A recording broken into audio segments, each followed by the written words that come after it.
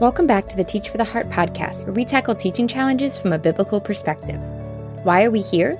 Because we don't believe that our spiritual walk and teaching profession should exist in two separate domains.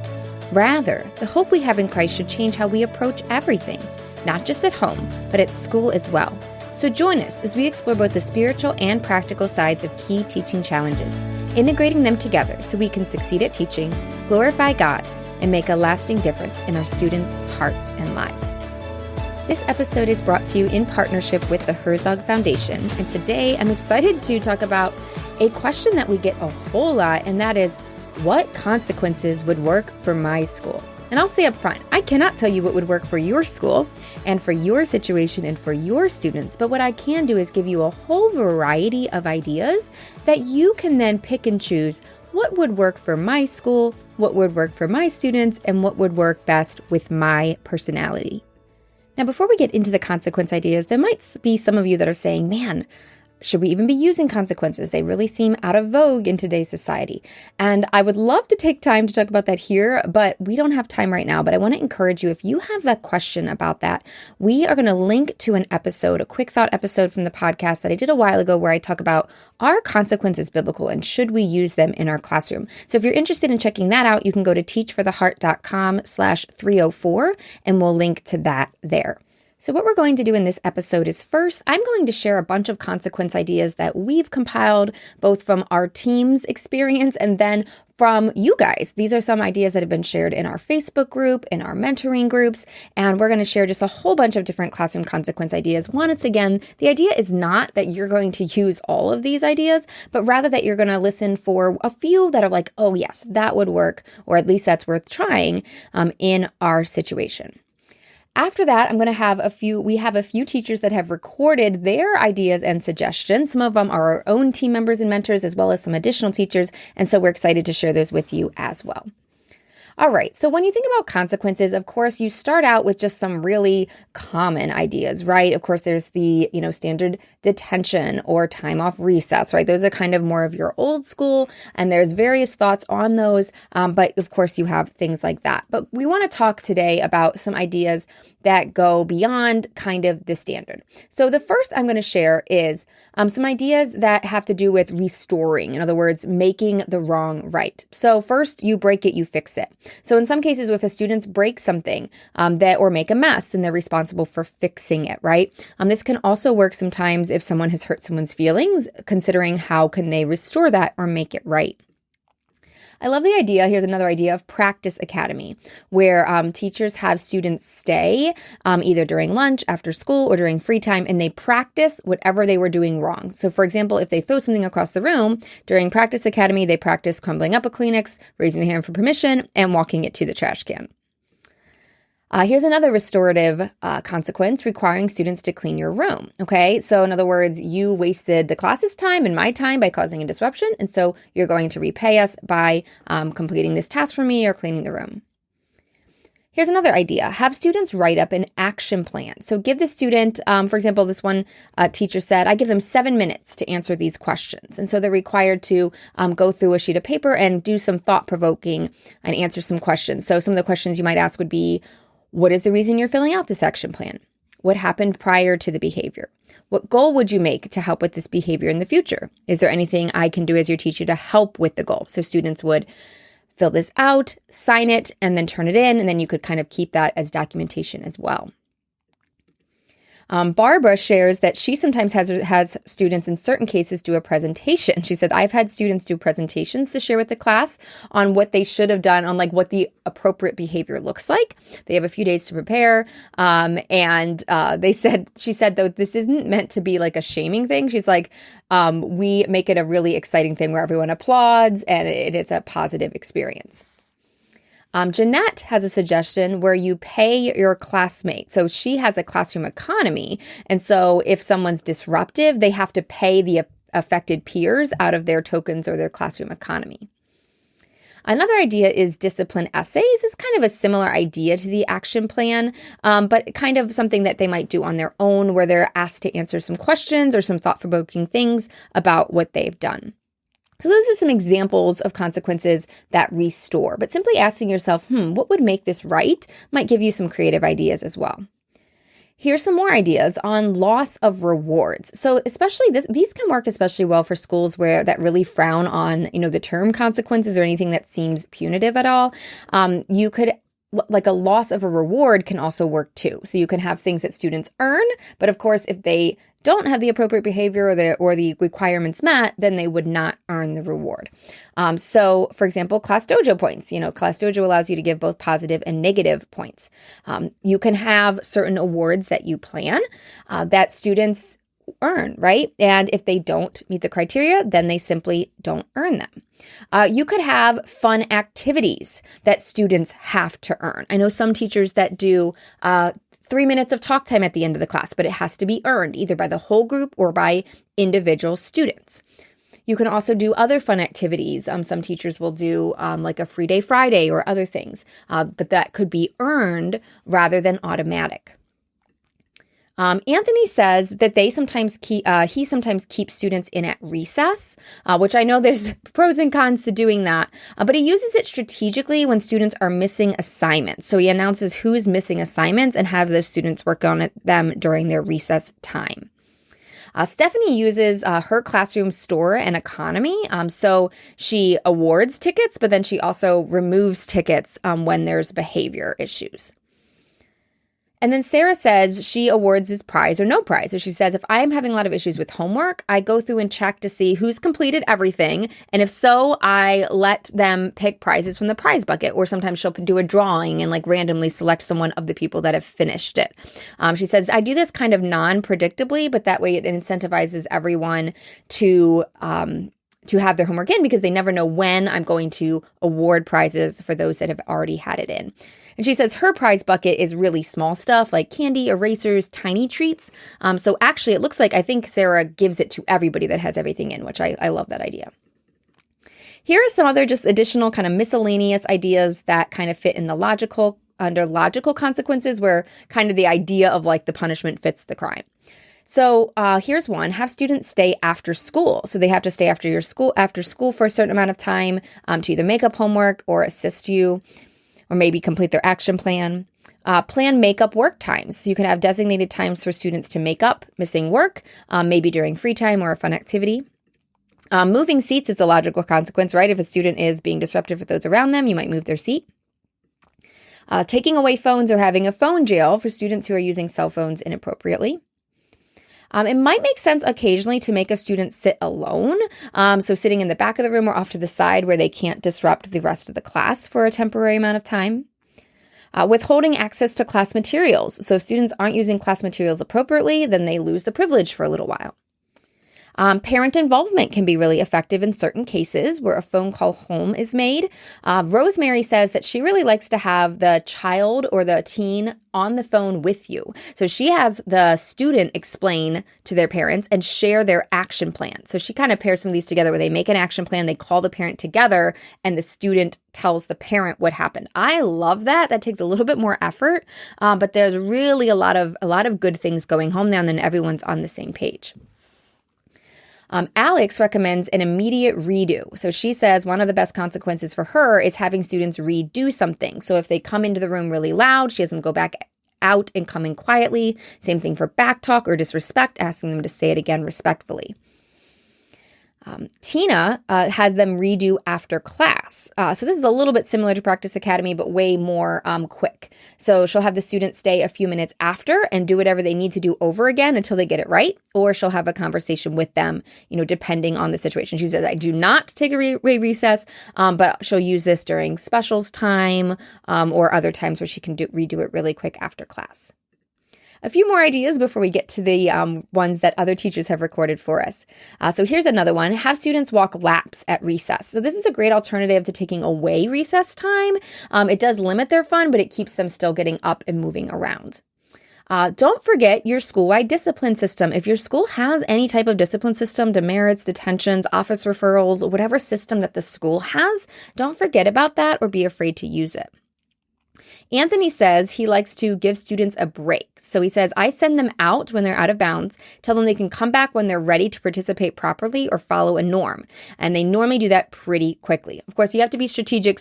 In some cases, they can just simply go out in the hall. And sometimes, though, we've had some teachers have success with partnering with another teacher, where if a student's having trouble in their class, they go in the back of the other teacher's room and then come back when they're ready. That can work well, too.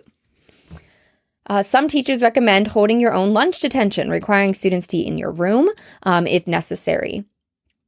Sherry says, I like to send students to run an errand. If someone's just a little bit talkative or restless, sometimes I'll send them out to get a drink from the water fountain, or I'll send them down to the office or to collect my mail, or just if I can find something to do with them that can really help them just get that little energy out and settle back in. Here's another idea. Have students take a timeout. So not punitive in nature, but rather just a space where they can go, calm down, breathe, and be ready to come back in.